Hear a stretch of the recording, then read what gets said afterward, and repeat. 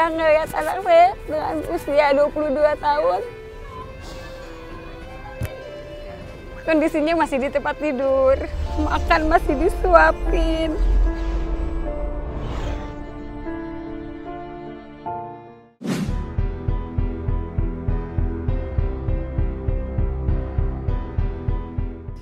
Daripada nubadir kan kalau dikasih orang kan manfaatnya ada gitu loh.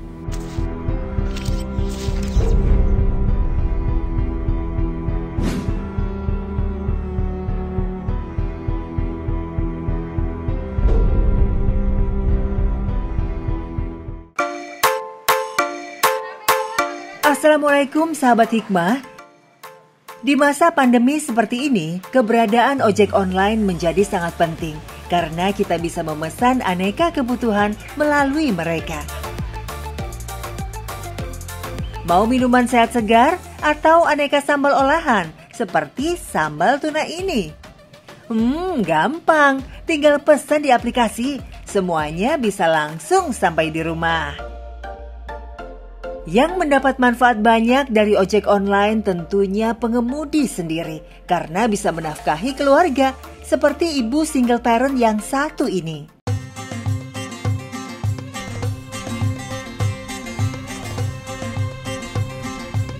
Inilah Hadijah, sosok ibu sekaligus ayah dalam keluarganya. Awalnya ia merasa berat saat ditinggal pergi begitu saja oleh sang suami. Apalagi dengan kondisi anak sulungnya yang sangat istimewa mengidap kanker keloid ganas. Dengan tegar dan tabah, ia bekerja keras dengan menjadi ojek online dari pagi hingga malam. Yang ada di benaknya adalah memenuhi nafkah bagi kedua anaknya tercinta.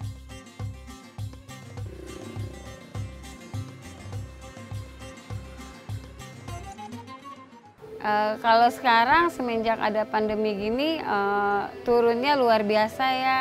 Kalau dibilang nggak cukup untuk sehari-hari nggak cukup. Apalagi saya harus beli kebutuhan Reza yang pampasnya tuh biayanya luar biasa gede ya kan. Belum lagi buat susunya Reza ya. Tapi saya sama Allah minta dicukupin aja gitu. Entah rezeki dari mana. Apa saya dari orang nyuruh-nyuruh saya antar barang tanpa aplikasi gitu, suruh anter-anter, ya saya terima aja. Pendapatan sehari-hari dari ojek online pun tidak menentu, apalagi ia hanya mengantarkan barang dan paket saja, bukan ojek online yang menarik penumpang.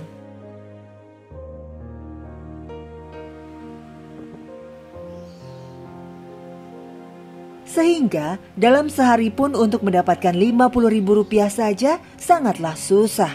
Padahal di rumah sudah ada kedua anaknya yang selalu menunggu sang ibu pulang bekerja, yaitu Reza dan Rehan. Reza, anak sulungnya, adalah anak yang spesial. Sejak kecil, Reza sudah mengalami kelainan. Sedangkan sang adik, Raihan, tumbuh menjadi anak yang sehat dan berbakti kepada ibunya. Kala itu Reza lahir secara prematur kurang dari 7 bulan. Hingga ia berusia 8 bulan belum bisa juga memberikan respon. Terapi sering dilakukan namun hasilnya nihil. Hingga beranjak besar Reza masih tetap tak bisa merespon apa-apa. Usia 6 tahun setengah ceritanya Reza saya sunat. Saya juga nggak tahu kalau Reza ada penyakit lain gitu kan. Nah akhirnya setelah disunat itu tiba-tiba di kelaminnya itu timbul daging terus-menerus tumbuh, terus gatal juga. Akhirnya dioperasi sampai 5 kali dan sampai sekarang akhirnya pengobatan itu berhenti karena kan posisi saya juga sendiri. Setiap ibu pasti mengharapkan anaknya bisa tumbuh dengan sehat, tapi takdir berkata lain. Anak spesial seperti Reza yang Allah berikan tetap Hadijah syukuri sebagai anugerah baginya. Ya satu sisi sih sedih ya ngeliat anak saya dengan usia 22 tahun. Kondisinya masih di tempat tidur, makan masih disuapin, minum masih semua serba saya ya kan. Nggak lepas pempas sampai dia untuk bilang pun apa dia kan nggak bisa ya kan. Tapi ya mau gimana lagi? Emang udah jalannya Allah, udah saya ikhlasin. Cobaan tidak berhenti di situ saja. Ketika Reza menginjak usia 15 tahun, sang ayah pergi meninggalkan mereka semua. Ia pergi dengan wanita lain. Tidak hanya itu, ia meninggalkan Hadijah dan anak-anaknya dengan hutang sebesar 1 miliar rupiah. Hadijah setiap harinya harus dikejar-kejar oleh penagih hutang akibat tindakan suaminya itu. Hidup serba terbatas tentu membuatnya tidak mampu untuk membayar hutang-hutang mantan suaminya itu. Kalau saya nyerah, saya putus asa, anak saya masih apa dong? Sementara anak saya cuma punya saya doang. Sementara saya udah gak punya orang tua. Rehan Reja memang punya ayah, tapi ayahnya memang udah gak peduli. Gimana dong? Ya kan? Kecuali kalau ayahnya ngakuin, kecuali kalau ayahnya masih mau nafkahin. Ini kan enggak kan? Ya harus saya sendiri jadinya. Saya kata orang, kok lu kuat banget? Ya kalau gak kuat, gimana anak-anak saya? Kadang ditanya gitu kan sama teman-teman kan. Gue gak kuat loh di posisi lu.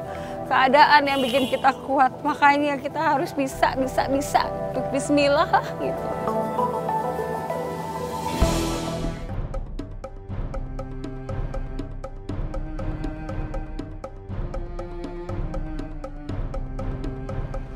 Assalamualaikum warahmatullahi wabarakatuh. Sahabat hikmah yang dirahmati oleh Allah Subhanahu wa taala. Ada yang di mata manusia terlihat seperti anugerah, tapi sebenarnya dia musibah. Ada yang di mata manusia terlihat seperti musibah, tapi sebenarnya dia adalah anugerah. Ukurannya bukan apa yang diberikan Allah kepada kita. Ukurannya adalah bagaimana itu kemudian mempengaruhi hidup kita. Ada orang yang diberikan kesulitan, tapi itu membuat dia lebih dekat kepada Allah Subhanahu wa taala dan pahalanya menjadi sangat besar. Maka itu sejatinya adalah anugerah walaupun di mata manusia dia adalah musibah.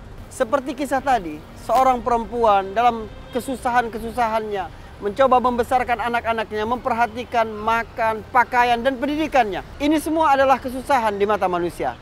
Tetapi justru dia memperoleh 2 kebaikan sekaligus. Yang pertama adalah kebaikan kafilul yatim, yang mengurus anak yatim. Seperti hadis riwayat Imam Muslim, Ana wa kafilul yatim kahataini fil jannah. Aku dan yang menjamin kehidupan anak yatim seperti 2 jari ini di sorga, saking dekatnya. Kebaikan yang kedua adalah kebaikan karena bersusah payah untuk menghidupi anak-anaknya. Suatu hari seorang perempuan membawa 2 orang anaknya meminta makan kepada Aisyah, tapi tidak ada apa-apa di rumah Rasul SAW kecuali 1 biji kurma. Aisyah memberikan kepada perempuan itu dan perempuan itu membelahnya, memberikan kepada anaknya setengah-setengah. Setelah perempuan itu pergi, Rasulullah datang, Aisyah bercerita tentang hal itu. Lalu Nabi berkata, "Man ibtuliya minal banati bi syai'in fa ahsana ilaihinna kunna lahu sitran minan nar." Barang siapa yang diuji karena kesusahan membesarkan anak-anaknya, tapi dia terus melakukannya dengan baik, maka anak-anaknya itu adalah pelindungnya sehingga dia tidak masuk neraka.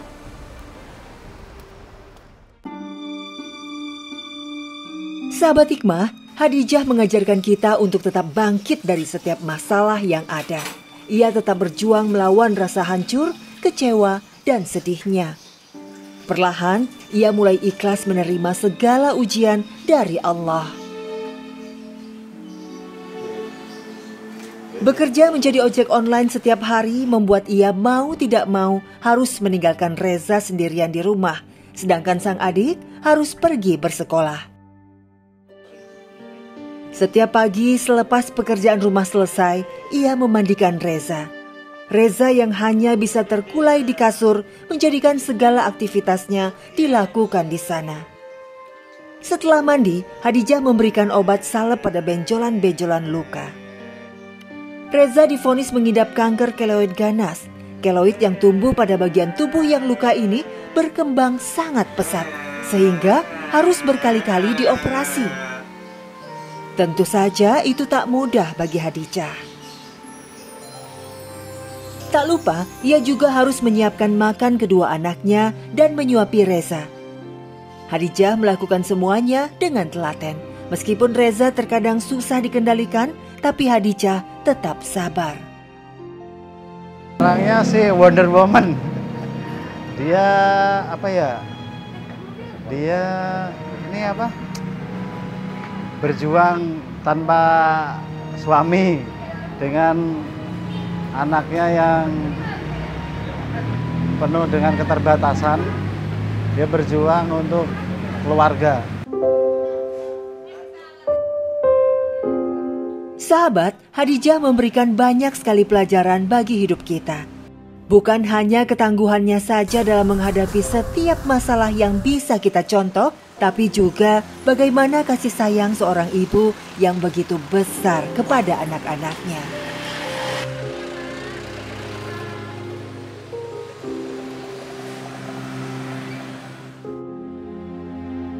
Karena saya selalu berpikir saya ingin ngebahagiain anak-anak saya dengan tangan saya sendiri. Selalu dikasih sehat sama Allah.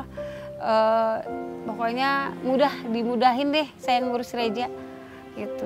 Makanya saya berpikir, ya Allah jangan ambil nyawa saya sebelum Reza, karena kan nggak ada yang ngurusin. Terus kalau ke diri saya minta dikasih sehat terus. Imam Syafi'i bercerita bahwa dia adalah seorang anak yatim. Sebab ayahnya meninggal dalam usia yang sangat muda. Tetapi ibu Imam Syafi'i kemudian bangkit, menemukan kembali kehidupan dan berusaha mendidik putranya dengan cara yang terbaik. Mereka tinggal di Gaza, Palestina. Tetapi ini tidak menyurutkan sang ibu untuk melangkah mengajak anaknya mengembara sampai ke pusat peradaban Islam yang berada di Mekah. Lalu Imam Syafi'i pun mulai belajar agama di situ. Tidak sia-sia, pada usia 7 tahun Imam Syafi'i dapat menghafal 30 juz Al-Quran. Ketika berumur 10 tahun, Imam Syafi'i telah hafal hadis-hadis di dalam kitab Muwatta Imam Malik rahimahullah. Lalu kemudian sang ibu membawa Imam Syafi'i ke pedesaan di Quraisy agar Imam Syafi'i mempelajari bahasa Arab menjadi lebih baik. Imam Syafi'i pada usia 13 tahun telah hafal ribuan bait-bait syair.